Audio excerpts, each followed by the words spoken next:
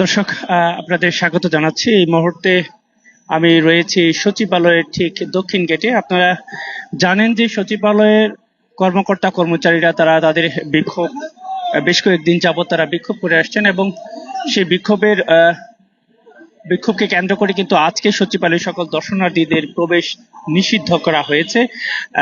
সম্প্রতি কর্মকর্তা কর্মচারীরা সরকারি চাকরি সংশোধনের অধ্যাদেশ নিয়ে কিন্তু 2025-এর খসড়া অনুমোদনের প্রতিবাদে তারা এই বিক্ষোভ পালন করছে বলে আপনারা জানেন। এই অধ্যাদেশে 1979 সালের বিশেষ বিধান পুনরায় অন্তর্ভুক্ত করা হয়েছে এবং যা অনেকের মতে সংবিধানের 135-এর 2 অনুচ্ছেদের সঙ্গে সাংঘর্ষিক এবং সরকারি কর্মচারীদের অধিকার এখানে খর্ব করতে পারে।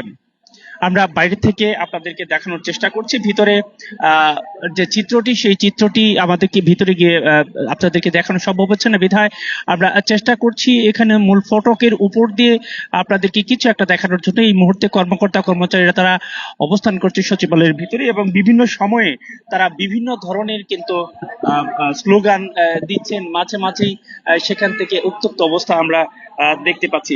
আপনাদেরকে যদি আরেকটু জানিয়ে রাখি, এখানে এই কর্মকর্তা কর্মচারীদের যে বিক্ষোভের দাবি এবং অভিযোগ সেটি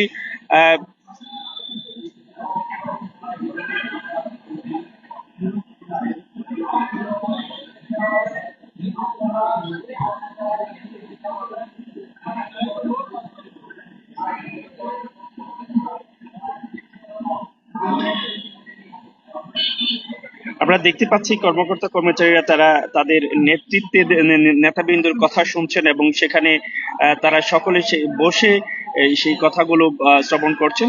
আমি যেরকমটি আপনাদেরকে বলতে চাচ্ছিলাম যে বিক্ষোভের মূল দাবি এবং অভিযোগ যদি দাবিগুলো যদি আমরা একটু অভিযোগগুলো যদি বলতে চাই, তাহলে তারা যে আদেশটি এখানে খসড়া অনুমোদন দেওয়া হয়েছে সেই আদেশটির ব্যাপারে তারা বলছে যে এটি নিবর্তনমূলক এবং কালা কানুন হিসেবে চিহ্নিত করে তারা অবিলম্বে এই দাবিটিকে প্রত্যাহার করেছেন এবং প্রত্যাহার করার দাবি জানাচ্ছেন এবং রেশন ও সচিবালয় ভাতা পুনরায় চালু করার কথা তারা বলছেন। জনপ্রশাসন বিষয়ক উপদেষ্টা কমিটি বাতিল করার দাবি, যা নিয়োগ ও পদোন্নতি সংক্রান্ত সিদ্ধান্ত নেয় এবং স্টেক হোল্ডারদের সঙ্গে আলোচনা ছাড়া অধ্যাদেশ অনুমোদন করায় তারা অসন্তোষ প্রকাশ করছেন।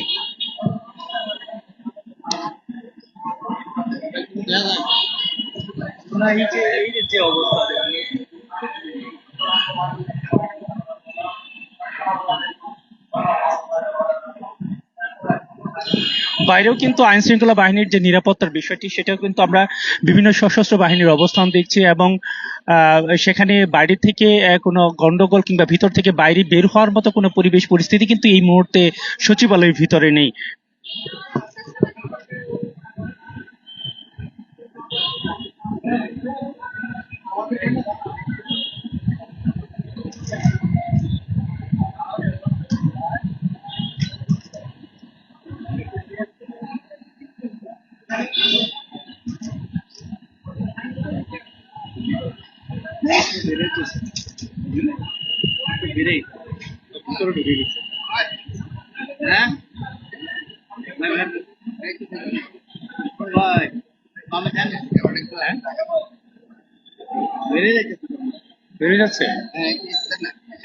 স্বরাষ্ট্র উপদেষ্টা জাহাঙ্গীর আলম চৌধুরী জানিয়েছেন, এই বিষয়টিকে নিয়ে কর্মচারীদের উদ্বেগ বিবেচনা নিয়ে আলোচনা করে সিদ্ধান্ত নেওয়া হবে। তিনি বলেন, নির্বাচনকে ম্যানিপুলেট করার জন্য 2018 সালে সরকারি কর্মচারী আইনকে সংশোধন করেছে আওয়ামী লীগ সরকার। এখন সরকার প্রয়োজন মনে করছে বলে পুনরায় এই আইনের সংশোধন করা হয়েছে। অর্থাৎ কর্মচারী কর্মকর্তা তাদের যে দাবি এবং অন্তর্বর্তীকালীন সরকার স্বরাষ্ট্র উপদেষ্টার সংশোধনের যে যুক্তি, এই দুটি সাংঘর্ষিক হওয়ার কারণে কিন্তু আজকে সচিবালয়ের পরিস্থিতি বেশ কয়েকদিন যাবত এই অবস্থায় রয়েছে।